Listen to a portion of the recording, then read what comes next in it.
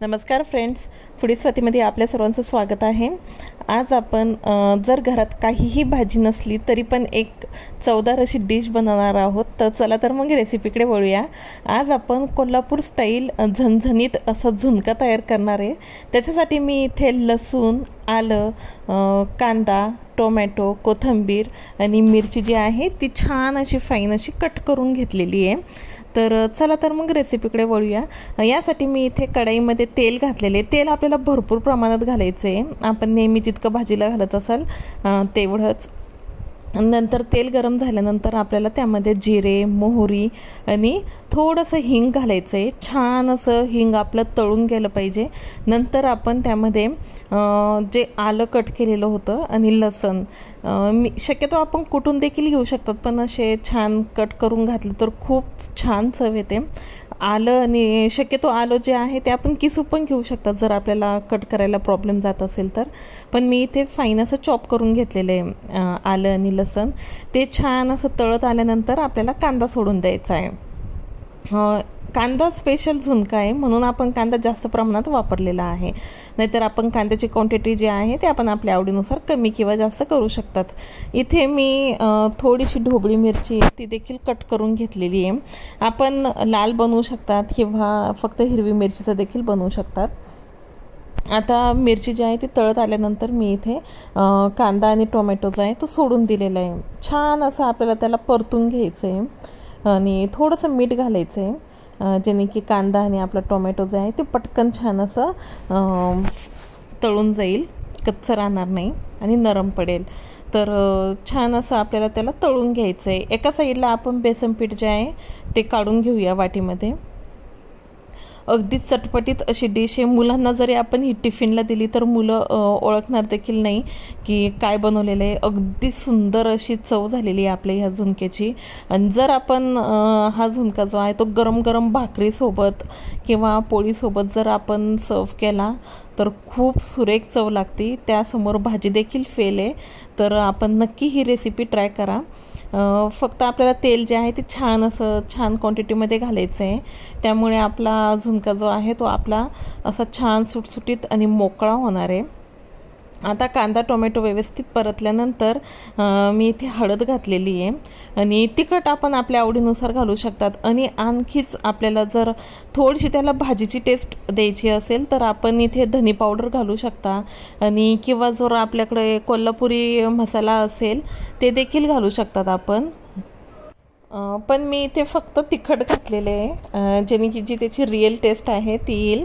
पण जर आपल्याला आवडत असेल तर आपण नक्की घालू शकतात, अंबारी मसाला घालू शकतात किंवा धनी पावडर वगैरे आपल्याला जे आवडत असेल ते। तर मी इथे फक्त छान अशी हळद आणि किती छान तिखट घालून घेतलेली, जेणे की कलर जो आहे तो अगदी छान असा रेड येईल आपल्या झुणक्याला।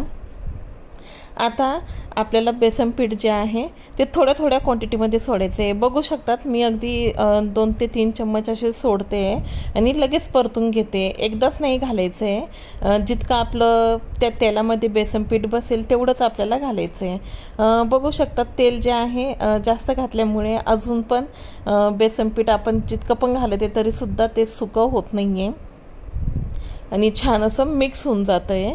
तर ह्या स्टेपनी आपल्याला हळूहळू बेसन पीठ घालायचं आहे। एकदाच जर घातलं तर त्याच्या गाठी होऊ शकतात आणि कच्चं देखील राहू शकतं। तर अशा प्रमाणात जर आपण घातलं थोडं थोडं तर एकसारखं आपलं त्यामध्ये मिक्स होईल आणि हव्या त्या क्वांटिटीमध्ये आपलं झुणका जो आहे तो तयार होऊन जाईल। आता मी इथे ह्या स्टेजला बेसन पीठ जे आहे ते थांबवलेलं आहे आणि छान असं त्याला आता मी मिक्स करून घेते। तर जर काही गाठी वगैरे झाल्या असेल तर त्या छान अशा आपल्याला त्याला मॅश करून घ्यायचे आहे, मोडून घ्यायचे आहे। आता सर्व व्यवस्थित मिक्स झाल्यानंतर मगच आपल्याला त्याला पाण्याचा शिपका मारायचा आहे। सर्वप्रथम आधी आपल्याला मिक्स करून घ्यायचं आहे, तेलामध्ये होईल तितकं आपल्याला त्याला परतून घ्यायचं आहे, जेणे की जी त्याची कच्ची टेस्ट असते ती येणार नाही। तर आधी तेलात छान परतल्यानंतरच आपल्याला पाण्याचा शिपका मारायचा आहे। पाणी जास्त घालायचं नाही आहे, अगदी थोडंसं असं शिपका देऊन पुन्हा मिक्स करून घ्यायचं आहे आणि थोड्या वेळानंतर पुन्हा थोडा शिपका मारायचा आहे। पाण्याचा शिपका आपण 1 ते 2 वेळेस मारून छान त्याला वाफ काढून घेऊ शकतात, जेणे की आपला झुणका जो आहे तो कच्चा राहणार नाही किंवा पिठाळ लागणार नाही। मी आता पाण्याचा शिपका देऊन छान त्याला झाकून ठेवून वाफ काढून घेतलेली। गॅसची फ्लेम अगदी लो ठेवायची आहे, जेणे की खालून आपला झुणका जो आहे तो करपणार नाही। मी आता थोडं मीठ जे आहे ते कांदा परतत असतानाच घातलं होतं, आता बाकीचं मीठ वरून घालून घेतलेलं आहे आणि छान वाफ काढून घेतल्यानंतर मी त्यामध्ये कोथिंबीर घातली, जेणे की कोथिंबीरीचा कलर जो आहे तो अगदी छान असा हिरवा राहील। आता बघू शकतात छान असं त्याला परतून घेते, जेणे की कुठल्याही प्रकारच्या गाठी राहणार नाही। तर अशा प्रकारे आपला हा झुणका जो आहे तो अगदी रेडी आहे। आपण गरम गरम पोळीसोबत सर्व करू शकतात, भाकरीसोबत तर अगदी खूपच छान लागेल आणि टिफिनला देखील देऊ शकतात। अगदी काही भाजी नसली तर ही डिश जी आहे ती बनवून दिली तर अगदी आवडीने खातील आणि खूप सुरेख चव झालेली आहे। तर आपल्याला जर माझी ही रेसिपी आवडली असेल तर प्लीज माझ्या चॅनलला सबस्क्राईब करा, लाईक करा, कमेंट करा, शेअर करा आणि बेल आयकॉनवर क्लिक करा, जेणे की अशाच नवनवीन रेसिपीजची व्हिडिओज अपलोड झाल्यावर आपल्याला लगेच त्याचं नोटिफिकेशन मिळेल। आता वरून मी छान त्याला कोथिंबीरीने सर्व केलेलं आहे। आपण कांदा जो आहे तो अगदी हाताने ठेचून घेऊ शकतात आणि तो देखील लावू शकतात, तर बघू शकतात अगदी छान असं ठिसूळ झालेलं आहे।